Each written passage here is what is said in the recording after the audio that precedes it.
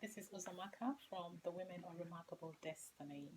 I've been doing a teaching series on overcoming the effects of sexual abuse, and in my past teachings, I've shared how I was sexually abused as a child and how I overcame various things that I encountered.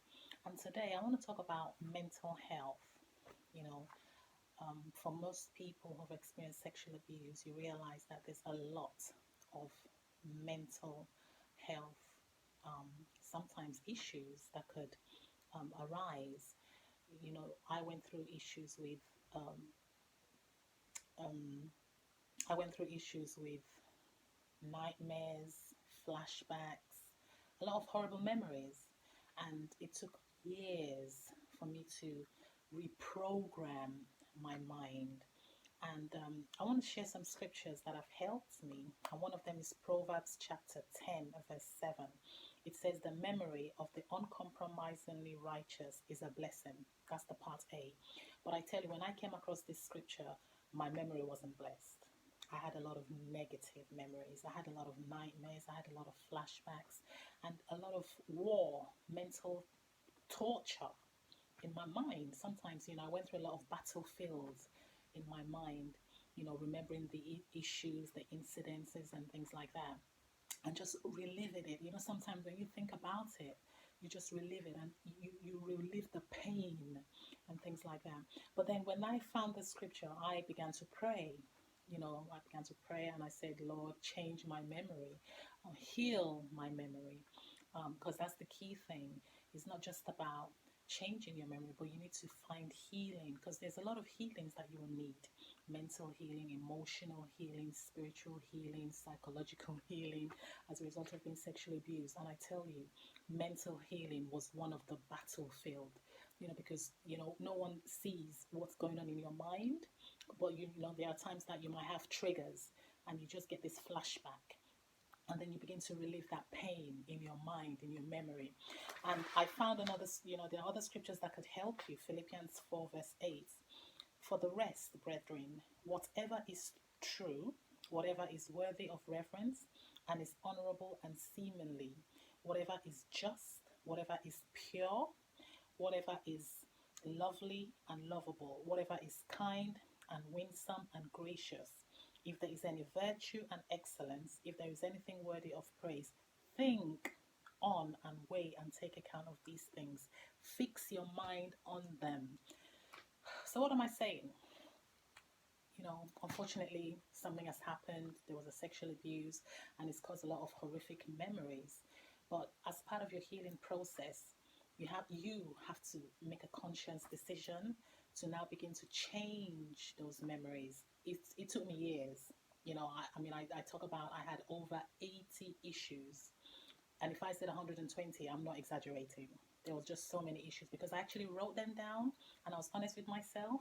So part of what I've done over the years is to begin to relive and think about pure things, think about good things, think about my future, think about my destiny. So you have to make that decision. Unfortunately, what's happened has happened. But as part of your healing process, you have to now begin to think, okay, I'm going to think positive, be grateful that you're still alive. There's a plan and purpose for your life. Think about 5, 10 years time from now, you could help somebody. So just begin to relive, and rethink and have new memories, because it's painful, experiencing any kind of sexual abuse, rape, molestation, whether you're a child, a teenager, or an adult. And then you now have to deal with that mental torture. Sometimes it could come into like panic attacks. There's this fear that could come up. You don't want to go out because in your mind you're thinking, oh, something else can happen, and this can go on for years.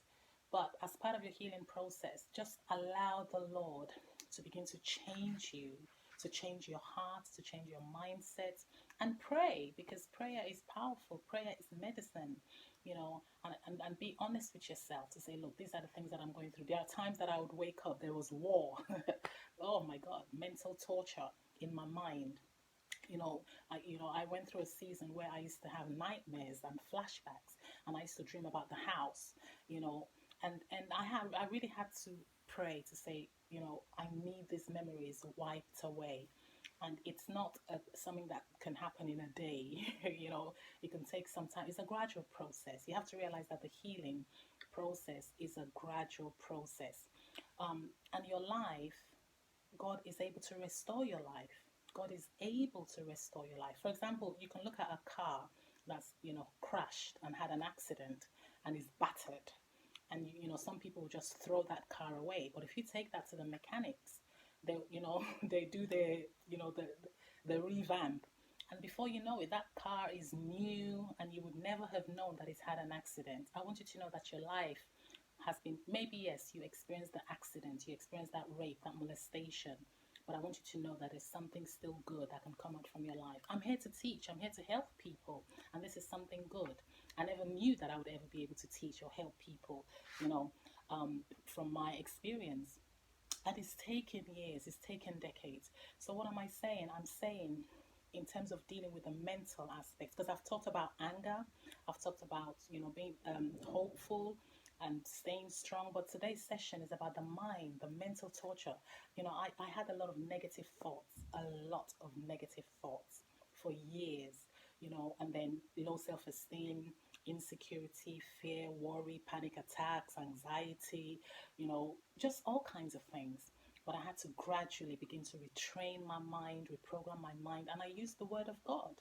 It's the word of God. I had to begin to see a new identity, and I had to see that I am special, that God loves me. I found that hard to believe. That was another thing that I talked about. But I want to encourage you today. Just begin to allow the Lord to heal your memories, to heal your thoughts, to heal your emotions, especially the mind. The mind is the battlefield because some people have had severe breakdown as a result of the effects of sexual abuse, the mental torture, the pain, the trauma of the experience that has affected their mentality, so to avoid all that pressure, just begin to let go, begin to pray, begin to invite the Holy Spirit, Jesus, and say, Lord, help me with this memory. Because the thing is, no one can help you think. That's the key thing. There are a lot of things that people can help you to do, but nobody can take control of your mental faculty to help you to think. Nobody can make you change your mind except you, in your mind, to change, to switch, to say, okay, yes, this happened, switch it. You have to make that conscious decision. So when I came across that scripture that, the memory of the just is blessed, I said, oh my goodness, my memory was not blessed. But I had to now begin to pray, to begin to believe God for that healing, that healing virtue, that my memory should be blessed, because I had to replace it with good memories. I had to just begin to think positive, to begin to think about my future, to begin to think about purpose, to begin to think about how I can help other people. But it's taken years, like I said. It wasn't something that just happened overnight, So I just want to encourage you, to just to it's a gradual step. It's a gradual steps. It's a gradual step. Sometimes it's day by day. Sometimes it's 1 second by 1 second. Sometimes it's one day at a time. You know, and there's another scripture that really helps me. That's Job chapter 11, and it talks about from verse 16. For you shall forget your misery, you shall remember it as waters that pass away, and your life shall be clearer than the noonday, and rise above it. Though there be darkness, it shall be as the morning. And verse 18, you shall be secure and feel confident because there is hope. Yes, you shall search about you and you shall take your rest in safety. So this is Job chapter 11 from verse 16 to 18. And it really helped me because, there were a lot of negative memories. It said you shall forget your misery. It took years. There are times, there's a scripture that says forgetting those things that are behind and looking up to the things that are ahead. And I know it takes time to forget the things that have happened, but you have to find that healing. You have to, because when you're able to forget gradually, then healing will begin to take place. But for years, I was locked down in mental torture, locked down in the memories, locked down in those all those horrible experiences. But I had to now begin to think and say, okay, I need to think about my future. I need to think about how I can help other people. I need to think about, how my life can be a meaning. And I just began to think about positive things, positive things. So I want to encourage you, don't give up on your life. It's a gradual process. Something beautiful will still come out of your life. No matter how shattered and battered it's been, you can still make it. Just take it one day at a time. And then in Isaiah 53, this talks about Jesus, that, he took our healings. He was despised, rejected. He was a man of sorrow. He took our weaknesses and distresses and carried our sorrows. And, but there's this verse 5, but he was wounded for our transgressions. He was bruised for our guilt and iniquities. The chastisement needful to obtain peace and well-being for us was upon him, and with the stripes that wounded him, we are healed and made whole. So I want to let you know that Jesus is the one that healed me. It took decades. It wasn't an overnight thing. And I want to invite you to accept Jesus as your Lord and Savior. The same Jesus that healed me is the same Jesus that can heal you. You have to have an open heart. Forget everything you know or you think, but just invite him and say, Lord Jesus, I can't deal with this anymore. I need your help. And let the power of God do what, the Lord is able to do. So what am I saying?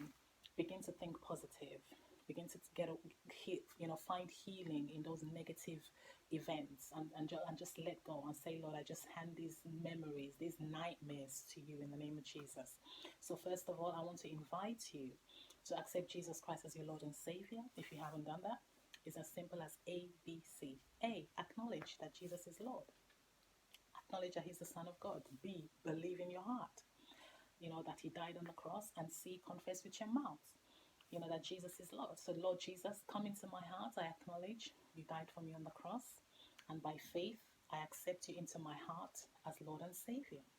I thank you. Forgive me of my sins. I give you all this pain, this trauma that I'm feeling. I release it to you, Lord Jesus. Heal me as the healer that you are, the great physician that you are. Take away all this burden, all these memories in my mind. Touch my mind, Lord Jesus, with your blood. Cleanse my spirit in the name of Jesus. Father, I just want to thank you for your children and invite him as you've invited Jesus. By faith, you also say, I invite and I receive the eternal life of Jesus in my spirit. And from today, I'm a brand new creature.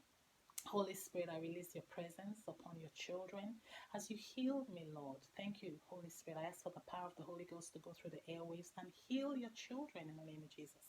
I pray by the blood of Jesus that the trauma, the shock, the memories, I release the power of the blood of Jesus upon them. Holy Ghost, I ask for your spirit, your presence, your power to lift up those burdens. Heal the wounds in the name of Jesus. Heal their memories, their thoughts, imaginations, their psyche, conscious, subconscious hearts with the blood of Jesus. I release the power of the Holy Ghost upon you in the name of Jesus, from the crown of your head to the soles of your feet. And I pray for the power of God to begin to touch you, touch your mind, your spirit, your soul, and reprogram you in the name of Jesus to give you new memories from today in Jesus' name. So don't give up. Do not give up. Just know that it's a step-by-step process. It's a daily process. Healing is a daily process. Some days if it doesn't go the way you want, don't give up. Just know that Jesus loves you. So what am I saying? Be encouraged, be strong, and begin to find healing in your mind. Begin to think about positive things. Begin to know that all that misery will go, that you're someone special and God can still use you to help other people. I never knew I'd be doing a teaching on overcoming effects of sexual abuse. So I want you to find healing and wholeness in this series. Don't give up. Just begin to change your mind, begin to change your mindset, begin to apply the blood, begin to pray, begin to invite the power of the Holy Ghost to cleanse you in Jesus' name. So don't give up. Don't give up. This is Uzomaka from the Women of Remarkable Destiny. You can follow us on Twitter at the word 03. You can follow us on Facebook, the Women of Remarkable Destiny, and so on, also on Facebook. Have a blessed day. You're blessed.